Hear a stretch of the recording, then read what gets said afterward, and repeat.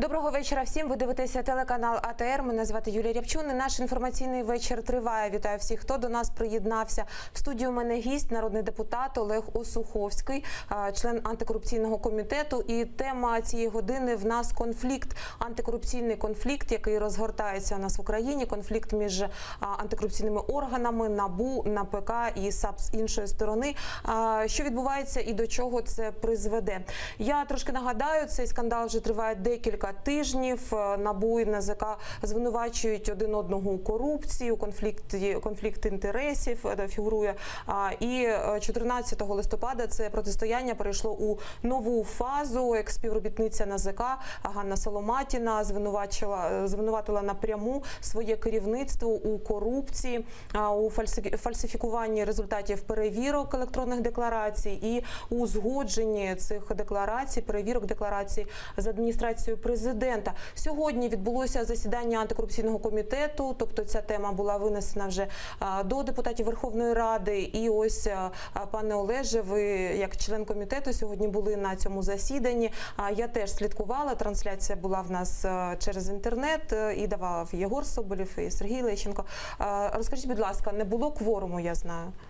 Не було кворуму, але ви знаєте, на попередньому комітеті, коли ми зібралися, комітет також не відбувся, тому що саме Соломатіна прийшла на антикорупційний комітет, і ряд народних депутатів, зокрема я, хотіли, щоб вона на антикорупційному комітеті розказала правду, як її там заставляли з адміністрації президента не перевіряти декларації топ-чиновників. Відповідно, ви знаєте, що після того, як зайшли ще 3 члена комітету від блоку Петра Порошенка, кворум зараз більшість має так звана коаліція. І відповідно проголосували за те, щоб вона не виступала, хоч, я думаю, це би було цікаво і українському суспільству, і також і антикорупційним органам, тому що коли не працює правоохоронна судова система, то найкраще боротися з корупцією, зокрема через засоби масової інформації, через українських журналістів, тобто через четверту владу.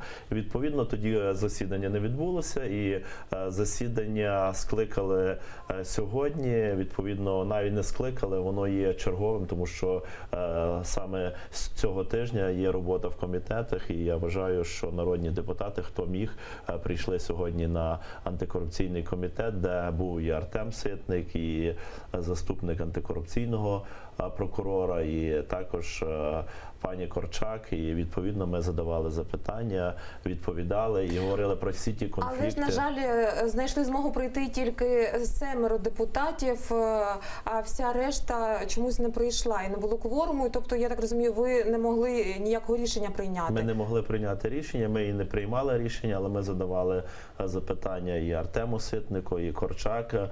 Ну, хотілося б, знаєте, щоб саме у влади була політична воля зламати ту стару корупційну систему, яка, на жаль, вже діє 26 років в українській державі. Поки вона не буде зламана, доти далі буде продовжуватися корупція. Зараз ясно, що влада, яка не хоче ламати ту систему корупційну, вона буде стравляти, зокрема, антикорупційні органи між собою. Хотілося, щоб вони були єдиною командою, а вони ще, знаєте, ведуться на ті провокації влади. І один з одним починають воювати, щоб мали воювати стоп-корупцією, стоп-корупціонерами. Ви бачите, вони починають між собою. Давайте почнемо спочатку. Артем Ситник, голова НАБУ, виступав на комітеті. В нас є сюжет, давайте його подивимося і послухаємо, що саме говорив пан Ситник. Для чого це робиться? Можливо, певні колеги допускають якісь помилки, і це дає можливість там говорити також і про конфлікт між антикорупційними органами. Це робиться для одного – провести ті рішення, які раніше не могли провести. Це закони, які там дозволяють там позбавити частину підслідності антикорупційного бюро. Це закони, які, можливо, там антикорупційне бюро там підпорядкують ДБР, яке ще тільки починає створюватися, але дуже багато вже написано про цей орган. Це закон, який, можливо, там поверне альтернативну підслідність або взагалі там знищить антикорупційне бюро. Це призначення аудитора, який нарешті напише те, що потрібно тим політичним силам, які зацікавлені в цих розслідувань. Це стратегічна мета. Ну, ось ми почули, що казав пан Ситник. В нього був довгий виступ, я його теж слухала. Він припустив, що конфлікт, який зараз відбувається між НАБУ та НАЗК, він підігрівається третьою стороною. Тобто він сказав, що цей конфлікт підігрівається політиками, які б хотіли уникнути відповідальності за свою, власне, за факти корупції. Чи згодні ви з цим? Ну, кожна влада, яка попадає під корупційні скандали, так, відповідно, вона хоче під себе забрати антикорупційні органи. І деякі антикорупційні органи, вони під себе все ж таки забирають, наприклад, як НАЗК, так, ну, і є прямі зараз там докази, звинувачення. Ясно, що це має бути розслідування, і НАБУ, зокрема, має розслідувати цей факт, що стосується, зокрема, Соломатіної, так. Але зараз вже на цей скандал також почали реагувати наші міжнародні партнери, і відповідно закликали владу не мішати працювати антикорупційних органах, а навпаки їх з'єднувати, щоб вони працювали єдиною командою. Це, власне, те, що сьогодні казав Єгор Соболєв, коли він згадав про те, що Україна може не отримати 600 мільйонів від Євросоюзу. В тому числі і від Міжнародного валютного фонду, тому що Міжнародний валютний фонд – одне з основних завдань. Це, що найкраще вони вимагають, це боротьбу з корупцією в нашій державі. І, відповідно, влада має адекватно реагувати. Ну, добре, якщо ми припускаємо, що є якась третя сторона, яка обсередковано впливає на цей конфлікт, чи його якось підігріває, що за мета у цієї третьої сторони? Це відставка Ситника, чи це відставка Корчак, чи це взагалі якась лояльність така, так би мовити, членів там НАБУ, членів НАЗК? Ну, звичайно, що владі не подобається, коли зараз кримінальні справи там на Мартиненка, на Насірова, на Онищенка, зараз з рюкзаками цей скандал, Міністерство оборони, тобто Укргазвидобування, тобто антикорупційні незалежні органи, вони працюють. І хотілося, щоб навпаки влада допомагала їм працювати, викривати корупціонерів. І відповідно, коли, зокрема, НАБУ, антикорупційна прокуратура працює і саме бореться з топ-чиновниками, відповідно, влада починає реагувати, робити конфлікти.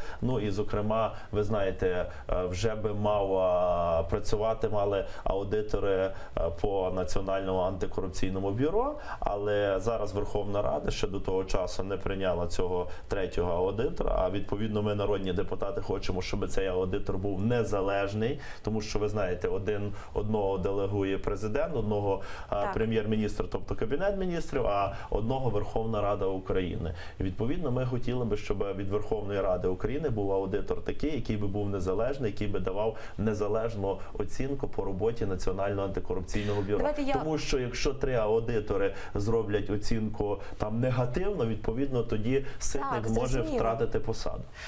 Скажіть, будь ласка, Артем Ситник, він у своєму виступі припустив, що він може піти у відставку.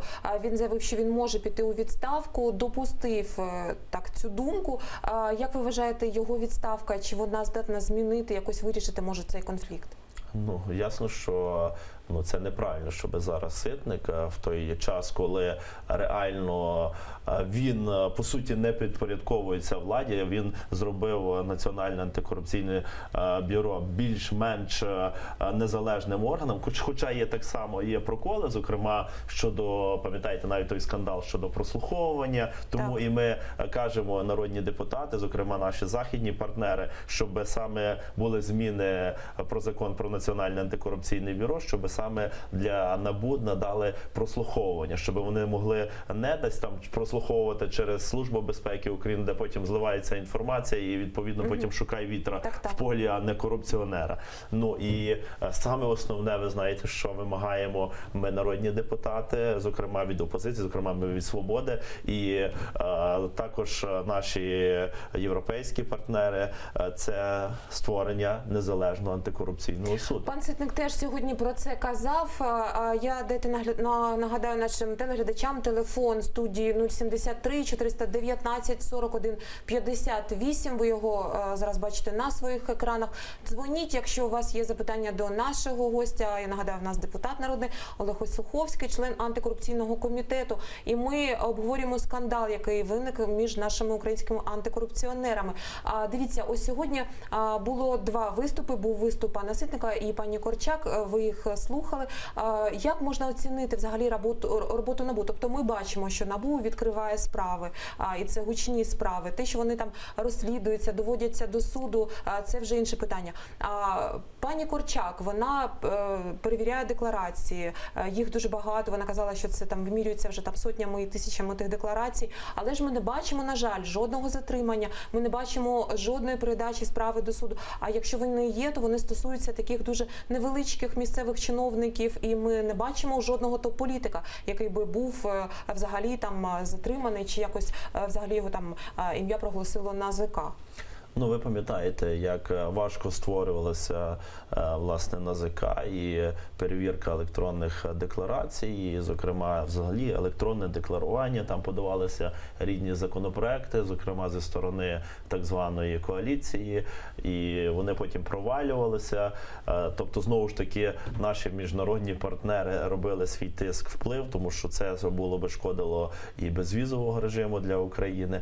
Відповідно, на кінець створили. Пам'ятаєте, коли також не можна було заповнити електронні декларації з тими інформаційними всіма системами. Система Міранда, цей скандал також, пам'ятаємо. І, відповідно, ми саме на антикорупційному комітеті старалися допомогти, і ми й допомогли, бо якщо б не наш антикорупційний комітет на той час, то невідомо, там би, тому що ті люди, які вчасно не заповнять, попадають під кримінальну відповідальність. І то там в другому етапі там декілька тисяч чоловік не встигли просто заповнити декларації. Відповідно, ми і сьогодні мали дуже багато запитань. Зокрема, в мене були запитання, ну, наприклад, скільки НАЗК за весь час там роботи чи за останній рік саме повернула в державний бюджет конкретно коштів наразі я не з почула електронних відповіді на це декларацій. питання. Вона не відповіла. Відповідно, цієї відповіді не було. Потім я запитався, от зараз, ви знаєте, були конкурси на Верховний суд України, де фінал вийшли там 120 суддів, і в громадськості є до кожного четвертого запитання щодо електронних декларацій. Так само я не почув відповіді, і чулося щось таке необ'єктивне, що це якась спецперевірка, а спецперевірку вона не підписує, а підписує якийсь керівник департаменту. Та яка різниця, хто підписує? Якщо ця людина корупціонер, то вона точно не може бути в самій вищій інстанції, останній Верховному суді України. Відповідно, такі судді попали до Верховного суду України, і потім далі цей суд буде, і як всі суди в Україні, по суті, є корупційними і імпотентними. Тому ми говоримо зараз про створення незалежного антикорупційного суду, але знову ж таки йде затягування і з боку, зокрема, так званої коаліції. Ви знаєте, що народні депутати, які подали попередні законопроекти про антикорупційний суд, вони відкликали, потрібно проголосувати, вже декілька разів голосували, а відповідно голосів не набирається. Тому що йде затягування, ніби має бути створена робоча група, напрацювання, і відповідно це знову буде дуже довго це все створюватися, так як створювалося НАЗК, відтягуватися, щоб цей антикорупційний суд не запрацював. Тому що хоче влада? Влада хотіла спочатку ніякого суду антикорупційного не хотіла, а потім каже, ну добре, ми там створимо антикорупційну палату біля Верховного суду України, будемо її контролювати і будемо казати, кого треба судити, в кого треба конфісковувати, в кого треба забирати там гроші, яких корупціонерів. Відповідно, це і неприпустимо. Пане Олеже, я з вами ще повернуся до цього питання. Мені теж дуже хочеться, мені дуже цікава ця тема, хочеться розібрати і виступ Корчак, і що вона казала, і які запитання до неї власне ставили. Генпрокурор Юрій Луценко сьогодні зробив таку заяву. Він сказав, що ГПУ не відмовляється передавати справи до НАБУ, але НАБУ начебто відмовляється їх приймати. Як це розуміти і, власне, що малося на увазі? Ну, ви знаєте, що Національне антикорупційне бюро має займатися топ-чиновниками, тобто категорії А. Якщо зараз Національне антикорупційне бюро закидають там реально там справами, які там стосуються голів сільських рад, секретарів сільських рад, відповідно вони не зможуть займатися тими справами, якими вони мають займатися там міністерствами, міністрами, державними підприємствами. Якщо їх завантажать, ясно, що вони тоді не будуть. Тому і зараз говориться загалом загалом в державі створити таку національну агенцію по боротьбі з економічними злочинами. І це би було правильно, тому що зараз з корупцією і з економічними злочинами борються всі. І Національна поліція, і СБУ, і прокуратура, і антикорупційні органи. Відповідно, треба розділити. Якщо ми поборемо реально топ-корупцію в нашій державі, повірте мені, ту корупцію на нижчих рівнях, що потрібно робити? Потрібно піднімати економіку і дати нормальні зарплати лікарям, учителям, державним чиновникам. І повірте, Тобто вона сама по собі зникне, тому що за 100 чи 200 гривень, чи навіть за пару тисяч ніхто не захоче сидіти пару років в тюрмі. З нами на зв'язку зараз Дар'я Калинюк, вона виконавчий директор Центру протидії корупції. Зараз ми з нею будемо спілкуватися. Пані Дар'я, я вас вітаю. На жаль, зірвався дзвінок, будемо її перенабирати. Також цікава її думка з цього приводу. Ну, давайте тоді повернемося до того, що відбувалося на антикорупційному комітеті. Що казала Корчак? Таку вона дала цікаву відповідь. Вона сказала, що не знаходить, на жаль, НАЗК порушень у деклараціях топ-чиновників, тому що їх там начебто немає взагалі. Вона казала, що перевірка проводиться по зверненням, тобто і ті факти, які вказуються у зверненнях, їх на жаль, чи на щастя, не знаходять у є-деклараціях чиновників. Ну, ясно, що вони би мали працювати набагато інтенсивніше, набагато більше декларацій перевіряти, але знову ж таки вони, можливо, і навіть і не мають дуже такої можливості, тому що ну, там декілька мільйонів декларацій треба перевірити, відповідно їм треба збільшувати штат і перевіряти ті декларації, і де декларації якісь мають сумніви, відповідно направляти там до того самого антикорупційного бюро, щоб вони проводили слідство щодо тих декларацій. Але вони, що сказала Корчак, що ніби вони будуть також аналізувати декларації, наприклад, там хто як подав в 15-му році, 16-му, 17-му, і потім будуть звіряти, чи нема порушення і як Олеже, відповідно там зробили там якісь зміни до декларації, і хто Дар'я Калинюк нарешті долучається до нашої розмови. Пані Дар'я, я вас вітаю. Доброго вечора. Доброго вечора. Скажіть, будь ласка, таке запитання. Кому, на вашу думку, вигідно це протистояння між НАБУ та НАЗК? Знаєте, я не бачу протистояння між НАБУ та НАЗК.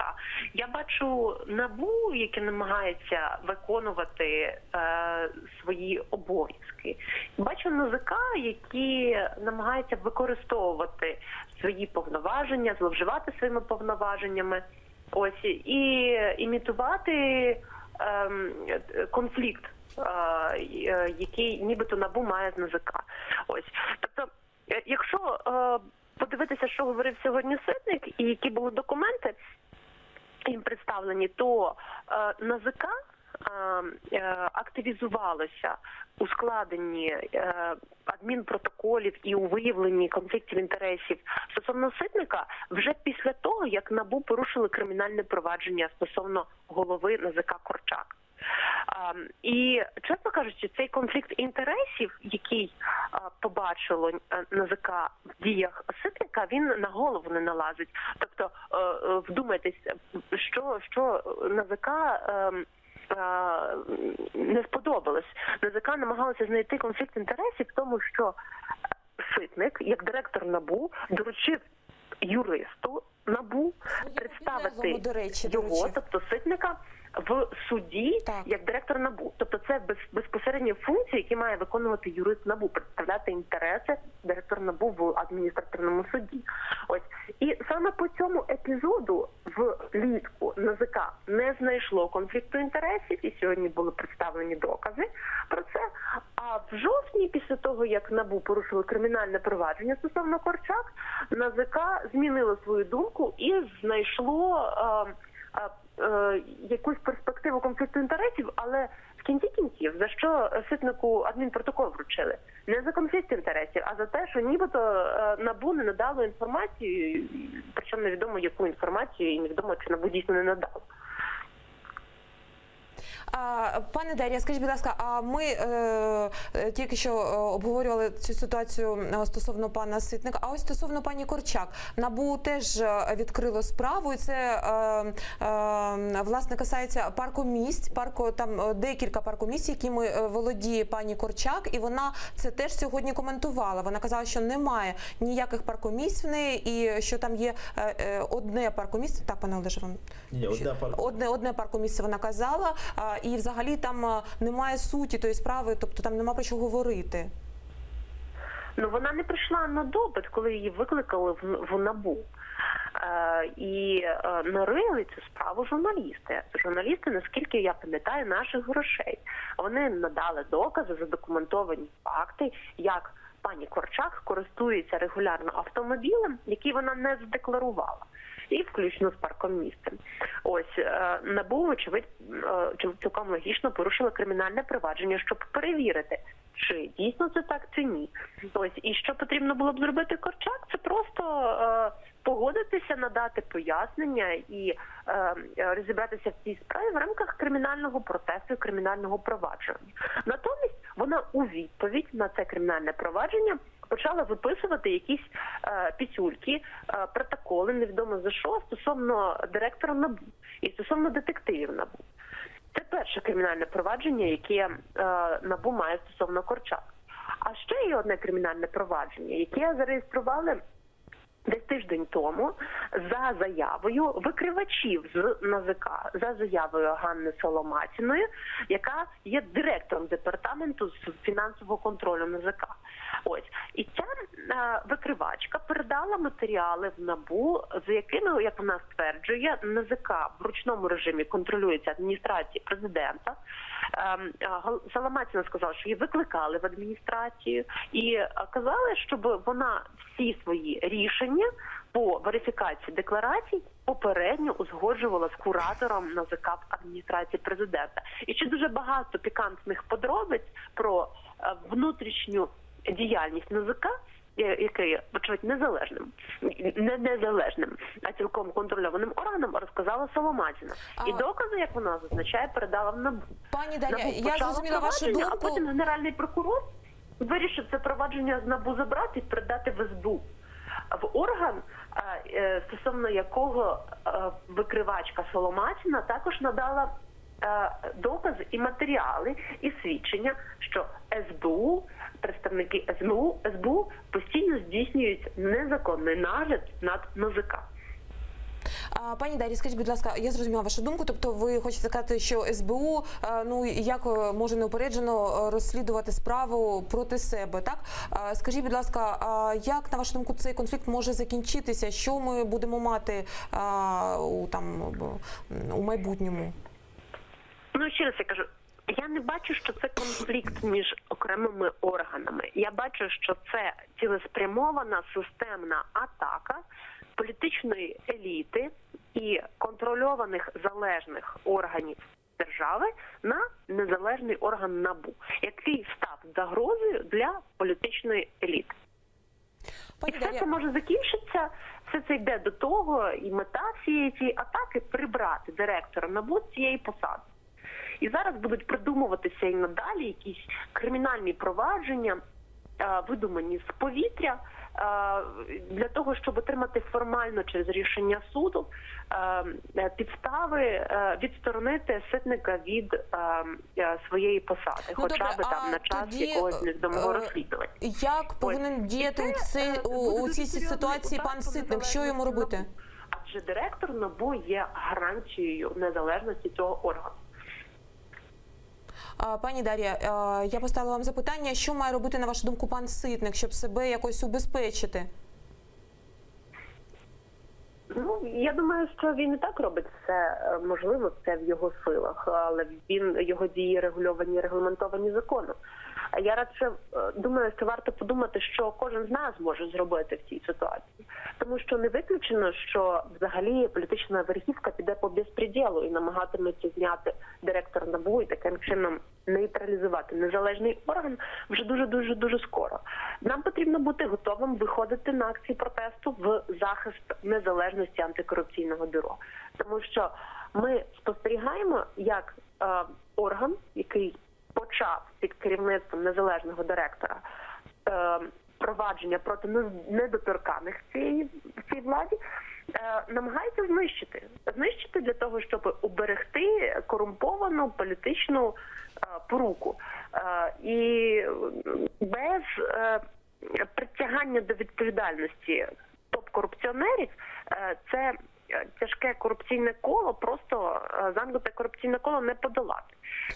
І просто громадяни України, які вважають, що корупція – це зло в Україні, і що корупціонерів, які розкрадають мільйони і мільярди, треба саджати в тюрму, повинні вийти на захист того єдиного органу, який може виконати цю місію. Пані Дар'я, дякую вам, що долучилися до нашої розмови. У нас, на жаль, вже не дуже багато часу залишається. Це була Дар'я Каленюк, виконавчий директор Центру протидії корупції. Ми повертаємося в студію, а в студії у мене народний депутат Олег Осуховський, член антикорупційного комітету. Ось ми почули думку громадського активіста, тобто пану Ситнику потрібно, на думку Дар'ї Каленюк, діяти в рамках закону. Як ви вважаєте, чим цей конфлікт і цей скандал, ця інтрига, чим вона завершиться? Ну, я думаю, що вона завершиться тільки оцією інформаційною війною, яка зараз відбувається. Тому що, я думаю, що точно і Ситника не дозволить знати українське суспільство, і також міжнародні партнери, які, власне, допомагали і створювати це антикорупційне бюро. Зокрема, нам, народним депутатам, ми ночами сиділи, писали цей закон. І я думаю, що все ж таки ми повинні відстояти і правду, справедливість, і реальну боротьбу з корупцією. Хоч от зараз, наприклад, 2 роки не призначали керівника ДБР, тобто комісія не збиралася. От зараз зібралася, обрала, тому що не можуть призначити аудиторів, і відповідно керівник Державного бюро розслідування може також заводити кримінальні справи, зокрема і на керівника Національного антикорупційного бюро, і також на керівника антикорупційної прокуратури. Це буде свого роду, можливо, такий тиск на антикорупційні органи. Але я думаю, що влада має заспокоїтися. Корупціонери реально мають притягуватися до кримінальної відповідальності. Ті гроші, які вони вкрали, мають бути повернуті до українського бюджету. Вони мають сидіти за ті злочини. Тоді, відповідно, буде результат. І ми також маємо від того самого Національного антикорупційного бюро, від антикорупційної прокуратури вимагати ще більше гучних справ щодо топ-корупціонерів в нашій Скажіть, будь державі. ласка, а ось депутати на комітеті ставили запитання пані Корчак, і, власне, мені здається, нардеп Дерев'янко запитав у пані Корчак, чому НАЗК не зацікавилося передачею бізнесу Петра Порошенка до сліпого трасту. І теж не почули ми якоїсь чіткої відповіді на це запитання. Як це пояснити? Тобто НАЗК не цікавиться такими справами. НАЗК не може цікавитися такими справами, якщо НАЗК підконтрольна владі. І, по суті, влада обирає це саме НАЗК, керівництво, членів. І зараз ще буде конкурси на 2 членів НАЗК, тому що зараз є тільки 3 члена, зокрема. І треба доукомплектувати, відповідно. І ми, українське суспільство, маємо, і народні депутати, маємо міняти законодавство, щоб все ж таки вибори, зокрема, керівника НАЗК, відбувалися більш на прозорих засадах, так як обирався принаймні керівник НАБУ. Дивіться, але ж ми не можемо не помічати те, що довіра взагалі до наших антикорупціонерів, цей скандал, він підриває довіру, і як взагалі це відновити? Може, треба створити ще 3-й чи 4-й орган, який би контролював, як працює НАЗК взагалі? Як вийти з цієї ситуації? Ну, я думаю, що нічого не треба вже більше створювати, вже багато створили. Саме основне – не дати це, що ми створили, знищити. От, наприклад, ми прийняли закон про люстрацію. Відповідно, цей закон про люстрацію когось люстрував, а когось не люстрував. Хтось з корупціонерів, зокрема люстрованих, відсудив і зараз далі працює на посаді. Когось незаконно люстрували, відповідно, бо мішали тій владі працювати. Відповідно, не треба нічого створювати і не треба вірити, що, наприклад, там НАБУ чи антикорупційна прокуратура прокуратура керується там Америкою чи Європою чи будь-ким. Відповідно, це якщо є керівник сильний духом і хоче боротися реально з топ-корупцією, відповідно він буде постійне протистояння з владою. Таке очікувати. Я навіть проведу приклад зі свого досвіду, коли я очолював робочу групу по розслідуванню багатомільярдних фактів корупції уряду Яценюка-Азарова. Це 7,6 мільярдів, про яку заявив Гордієнко. Ми конкретно довели ту ситуацію до кінця, підтвердили, що було вкрадені ті кошти, але, на жаль, до того часу ніхто не відповів і кошти не повернуті назад ще до коротко українського мені бюджету. дайте відповідь, що буде робити далі комітет. Тобто от сьогодні засідання не відбулося. Ви будете збиратися ще раз? Ми будемо збиратися через середу, коли буде сесійний тиждень. Будемо збиратися, і навіть була така пропозиція, щоб зібрати два комітети правоохоронної діяльності і антикорупційний комітет, щоб запросити і, зокрема, і генерального прокурора, керівника Служби безпеки України, міністра внутрішніх справ і антикорупційні органи. І відповідно, тобто далі будете розглядати цю справу? Будемо намагатися, щоб саме правоохоронні і антикорупційні органи були єдиною командою в боротьбі з корупцією в нашій державі. Пане Олеже, я вам дякую, що прийшли. Дякую вам за цю розмову. Нагадаю, в гостях у нас в студії був Олег Осуховський, народний депутат і член антикорупційного комітету. Ви дивитеся телеканал АТР. Не перемикайтеся, далі буде цікавіше.